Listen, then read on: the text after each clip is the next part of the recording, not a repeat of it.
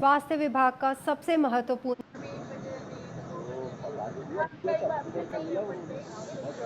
को स्वस्थ रखा जा सकता है।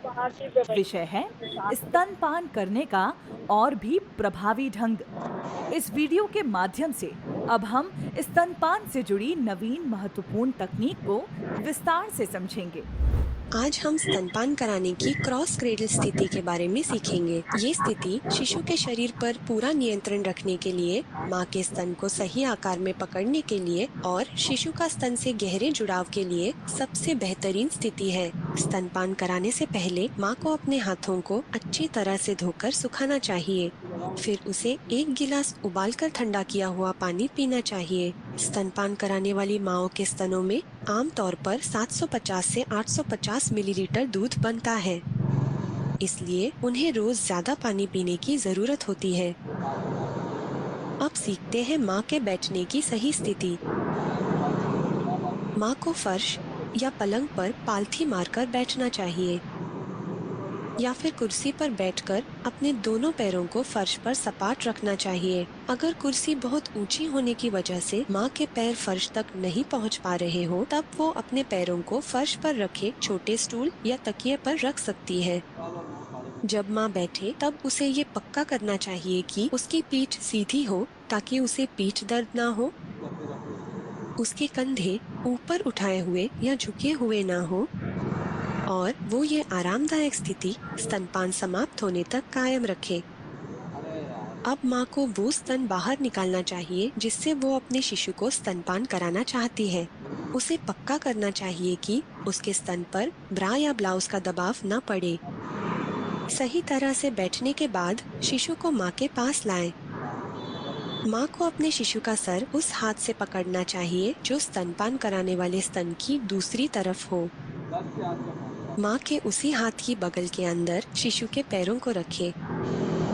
इस चित्र में माँ उसके शिशु को अपने दाहिने स्तन से दूध पिलाएगी, इसलिए शिशु के पैर माँ की बाईं बगल के अंदर रखे हुए हैं। माँ ने अपने बाएं हाथ के अंगूठे और उंगलियों से अपने शिशु के सर के निचले हिस्से को पकड़ा हुआ है। अगर माँ शिशु को पकड़ने में मदद चाहती है तो वो शिशु के नीचे अपनी गोद में तकिया रख सकती है। याद रहे, माँ को नीचे झुककर अपना स्तन शिशु की ओर कभी नहीं लाना चाहिए। ऐसा करने पर उसे पीठ दर्द हो सकता है। माँ को अपनी पीठ हमेशा सीधी रखनी चाहिए और शिशु को ऊपर उठाकर स्तन तक ले आना चाहिए। अब सीखते हैं माँ के अंगूठे और उंगलियों को रखने की सही स्थिति। माँ का अंगूठा शिशु के एक कान के पीछे और बाकी उंगलियां शिशु के दूसरे कान के पीछे होनी चाहिए। उसे अपनी उंगलियों को शिशु के कानों के पीछे से हटाकर शिशु की गर्दन पर नहीं लाना चाहिए। माँ की कलाई शिशु के कंधों के बीच होनी चाहिए। माँ को अपने हाथ से शिशु के सर पर पीछे से दबाव नहीं डालना चाहिए।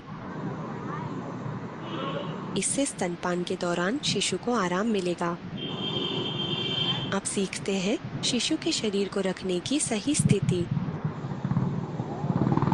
माँ के शरीर पर शिशु के पेट से हल्का सा दबाव पड़ना चाहिए। दोनों के शरीर के बीच की दूरी कम करने से शिशु को स्तन तक पहुँचने में कम ताकत लगेगी और स्तन से गहरा जुड़ाव शिशु के लिए आसान हो जाएगा। इसके बाद दूसरी जरूरी बात है शिशु का पूरा शरीर एक सीधी रेखा में होना। जब हम खाना खाते हैं, हमारा सर, गला और शरीर एक सीधी रेखा में होते हैं, लेकिन स्तनपान के समय माएँ अक्सर शिशु को उसकी पीठ पर लिटाकर उसके सर को स्तन की तरफ मोड़ती है। इससे स्तनपान शिशु के लिए मुश्किल हो जाएगा। स्तनपान के समय शिशु का सिर, गर्दन और शरीर हमेशा एक सीधी रेखा में होने चाहिए। इससे शिशु के लिए दूध निकलना आसान हो जाएगा।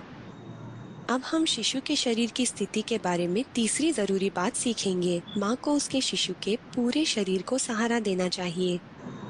ऐसा न करने पर शिशु को स्तन से गहराई से जुड़ने में बहुत मेहनत करनी पड़ेगी। अब देखते हैं शिशु के नाक और ठुड्डी की स्थिति। शिशु का नाक और माँ का निप्पल एक सीधी रेखा में होने चाहिए और उसकी ठुड्डी स्तन के बहुत पास आगे की तरफ होनी चाहिए। इससे शिशु का स्तन से जुड़ते समय एरियोला का निचला हिस्सा अपने मुंह में लेना पक्का हो जाएगा, जिसकी वजह से शिशु अपने निचले जबड़े से भरपूर दूध पी पाएगा।